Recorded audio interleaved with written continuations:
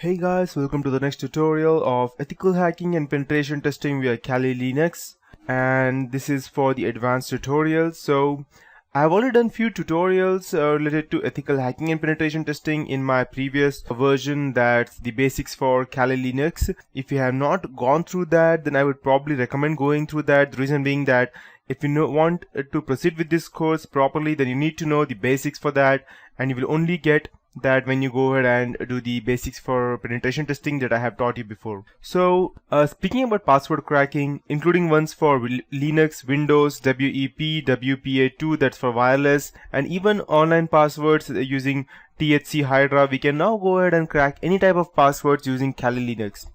Now, I thought it might be worthwhile to begin a series on password cracking in general, and password cracking is both an art and a science, and I hope to show you the many ways and the subtleties involved in this. So we will start with the basic principles of password cracking that are essential to all password cracking techniques, followed by some of the tools and technologies used. Then one by one I'll show you how to use those principles and techniques effectively to crack or capture various types of passwords out there.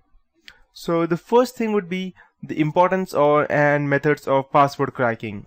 So passwords are most widely just let me go ahead and start up my VMware. So passwords are like most widely used form of authentication throughout the world. Let me just start it. A username and a password are used on computer systems, banks, accounts, ATMs, and many more. The ability to crack password is an essential skill to both a hacker as well as the forensic investigator.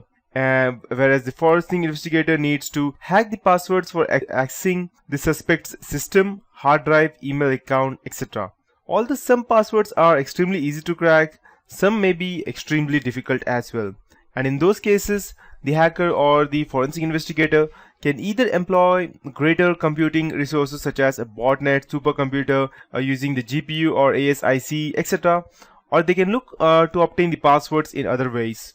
And these ways might include insecure storage. In addition, sometimes you don't need a password to access the password protected resources.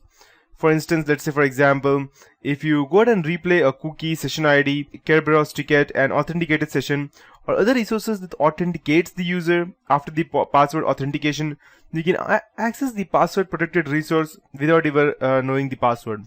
So if you want me to make this more clear, let me give you an example for that. I'll just go ahead and open the Facebook web page.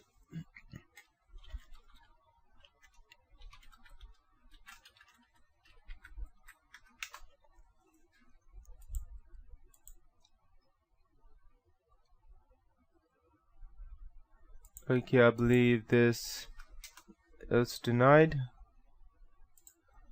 So I still have other ways to access that. Let me go ahead and just open this up.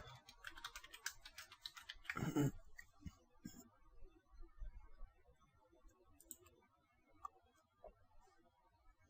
me check if I could go ahead and access that.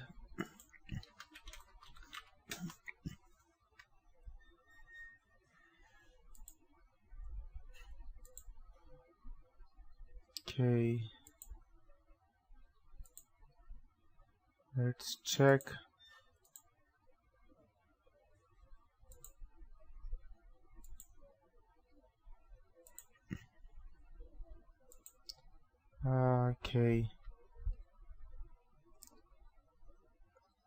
I believe I won't be able to. Let me take you to a Gmail account. Gmail probably I'll be able to log in, I believe. Perfect. So I'll go ahead and show you a few different ways. The first thing would be actually going ahead and hacking the password, and it can be through like using the keylogger or keystroke login.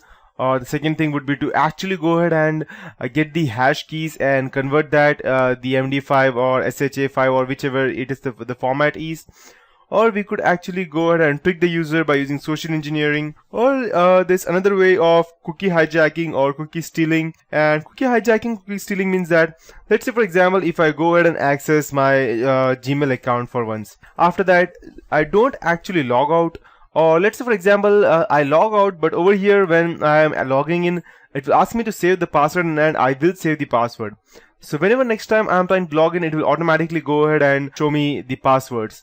So getting those cookies over the internet without me accessing this computer is called as cookie hijacking or cookie stealing. So as I told, there are different ways to actually go ahead and do that. So sometimes these attacks can be much easier than cracking a complex and a long password. I will do a few tutorials on actually how we can go ahead and crack these passwords on various replay attacks in the near future. And look out specifically for my upcoming tutorial on stealing the Facebook cookie to access someone's Facebook account. You can do that as well. Not only Facebook, but also Gmail and Yahoo or any kind of other accounts. It doesn't matter which exactly, until unless they are, let's say, they're actually accessing their account over the internet. So let's start with the basics. The first thing would be the password storage. In general, passwords are not stored in clear text. As a rule, passwords are stored as hashes. Hashes are one-way encryption that are unique for a given input, and these systems often use MD5 or SHA-1 to hash the passwords. So I'll just go ahead and show you as to how it exactly looks like. Let me see. Okay, so I'll just go ahead and open this. I'll just show you the image. So this is how a hash password looks like. So this is the actual stuff that's ABCD. It's converted into the hash one. We have 120, and that's again converted, and this is how it looks like in total. So it's just a one-way encryption. It cannot be decrypted back, but there are still ways that we can go ahead and try to do something else. So in Windows operating system, passwords on the local system are stored in the SAM file, while Linux stores them in /etc/shadow file. So these files are accessible only by someone with the root or the system admin privileges. In both cases, you can use a service or file that has root or system admin privileges to grab the password. For let's say for example DLL injection with samdum.dll in Windows. And actually, if you go ahead and look at my previous tutorials, I have shown you different ways as to how I can go ahead and gather access to a victim's PC and then go ahead and manipulate that. And by doing that, you can also go ahead and gather the samdum.dll in Windows. And as of Linux, I'll just go ahead and show you exactly where the password is. File system, etc, and this shadow. This is the one. So this is exactly how it looks like, and the passwords are stored over here, and I believe these are the hash keys for my passwords. So I won't be actually going ahead and doing something to that, because if I did, I won't be able to log in myself. So there are different types of attacks to proceed with. First of all, so the first type of attack is a dictionary attack. A dictionary attack is the simplest and the fastest password cracking attack. To put it simply, it just runs through a dictionary of words, trying each one of them to see if they work. Although such an approach would seem impractical to do manually, but computers can do this very fast and run through millions of words in just a few hours. And millions is more than enough, and this should usually be your first approach to attacking any password, and in some cases it can prove successful in just a few minutes, because normally people always keep their passwords very easy. Let's say for example root@123 or admin@123, admin +123, admin #123, or these are the different types of attack, or password@123, and when I say password, the A will be replaced by @ and S will be replaced by the $sign, and O will be replaced by zeros, something like that. And these passwords are very easy to crack, even if you think that they are not. And that's how dictionary attack works like. And after that, we have the rainbow table.